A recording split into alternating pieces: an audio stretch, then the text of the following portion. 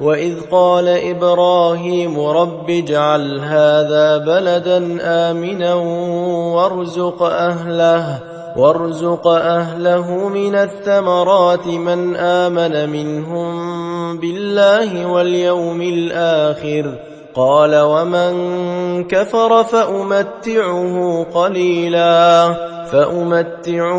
قليلا ثم أضطره إلى عذاب النار وبئس المصير وإذ يرفع إبراهيم القواعد من البيت وإسماعيل ربنا تقبل منا إنك أنت السميع العليم ربنا واجعلنا مسلمين لك ومن ذريتنا أمة مسلمة لك وأرنا مناسكنا وتب علينا إنك أنت التواب الرحيم ربنا وابعث فيهم رسولا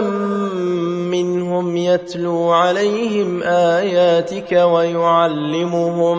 ويعلمهم الكتاب والحكمة ويزكيهم إنك أنت العزيز الحكيم ومن يرغب عن ملة إبراهيم إلا من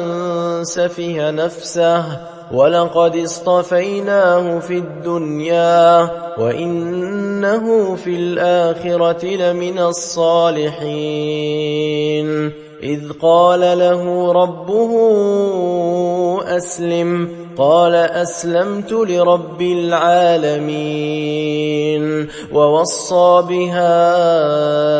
إبراهيم بنيه ويعقوب يا بني إن الله اصطفى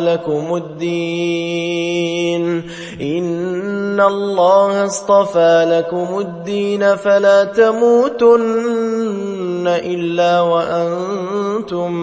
مسلمون